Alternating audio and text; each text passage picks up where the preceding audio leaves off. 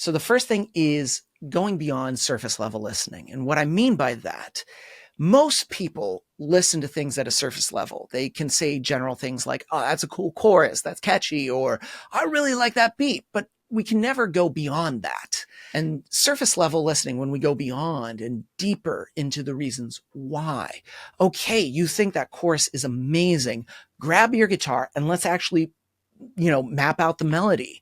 You may find like, oh, whoa, that was just like 3 notes. And that second note we chopped up.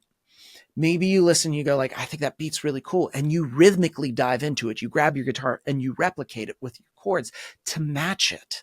If I'm listening to something, that Jack Antonoff has produced and I'm like, oh, he uses a ton of cool synths and I love this arpeggiated synth melody that's going on. Can I replicate that? Communication through replication is the best tool for songwriting.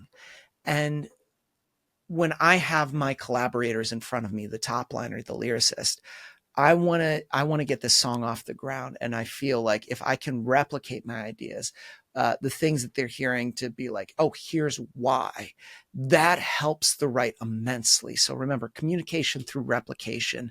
You've got to dive deeper than just the surface level of what you're used to listening to.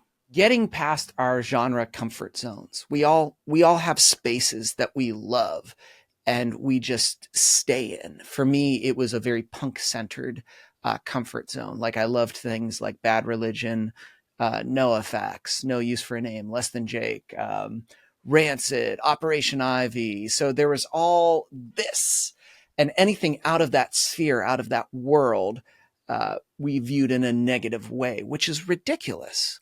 But I still see that view in so many songwriters, so many up and coming songwriters. No matter how long they've been doing it, they just have their genre centered preference. And anything outside of that is just like a no-no. Anything outside of that, it's just, they scoff. You have to see the gold in other things. If you don't see the gold in something else, in another genre, in another style, you're going to be oblivious to the gold in your own writing and in the potential of other co-writers. We live in at least to me, an age now where we have no excuse. There are tons of curated playlists already where we can just dive in and start listening. Doesn't mean we have to be the number one fan and, buy the ticket to the show, but we can say, hey, that is a great song. That's amazing. And then we go, what I talked about before, that a little bit deeper than the surface level listening. And it's always searching for that gold in not just the things that we love, but other things that are out there. Metronome is the third pitfall. When people want to impress others with guitar, they always think of shredding and, going crazy. For me, it's someone that can play to the metronome and guide me through the entire song dynamically, and they can play with emotion. Because most songwriters that do not use the metronome either have 2 ways of playing with the metronome. Either it's so robotic or it's a hot mess. They never move past that. And it's a shame, because if you can dynamically guide the entire structure of the song, verse, pre-chorus, chorus, all those areas with the metronome and still have the emotion, that to me is amazing, because then you can integrate the metronome more and more in your writes. Because let's say this happens a lot where maybe you have a verse melody and you turn on the metronome and you're singing, it sounds great, but then you switch to the chorus melody and you realize, oh man, this is dragging. We got to change the melody. I want to be able to, realize that early on. So integrating the metronome, I'm always fine with, because I'm comfortable playing with a metronome. So the more comfortable you get, the more you can start adding in your writes and actually highlighting some possible issues with your song that you can fix in the early stages because you're using a metronome. Number 4 is an unwillingness to be uncomfortable.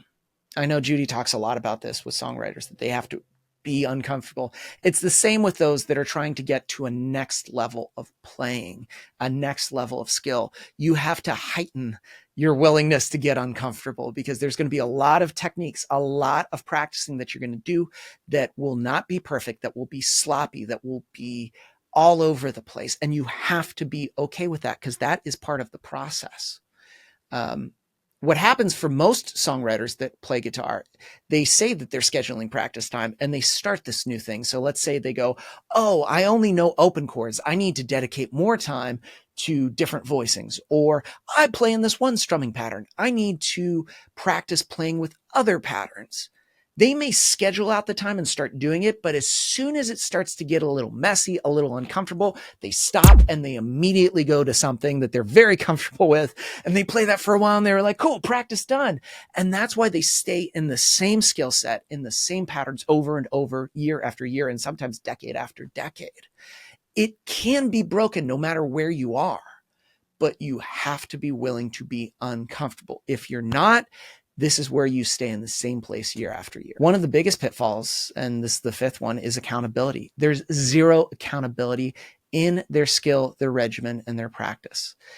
They're either relying on themselves to hold them accountable, which never really works, or other people who are unrelated to songwriting and can't advise them. There's nothing wrong with YouTube. There's nothing wrong with taking lessons from down the street, but that only gets you to a certain point. You need to be learning from those that are actively doing it within songwriting, that actually have some sort of some track record. And for me, that doesn't stop no matter what skill level you're at. You constantly need to up your level. One of my friends, Ali Moss, said this once, and it really stuck with me. She was like, Olympic athletes never ditch their coach. They just get a better coach. They never stop coaching. They never stop getting a coach. It's always another one, a higher level. And I'm like, she is so right. And for a lot of people, they've been running on the same accountability of like a YouTube video or just the person down the street that's just not really even aware of what they want to do with it. They kind of give them a cookie cutter lesson they use for everyone, which doesn't work. That's not where you're going to see significant growth. So finding those people that coach that can truly give you specific accountability to the next level of where you need to go.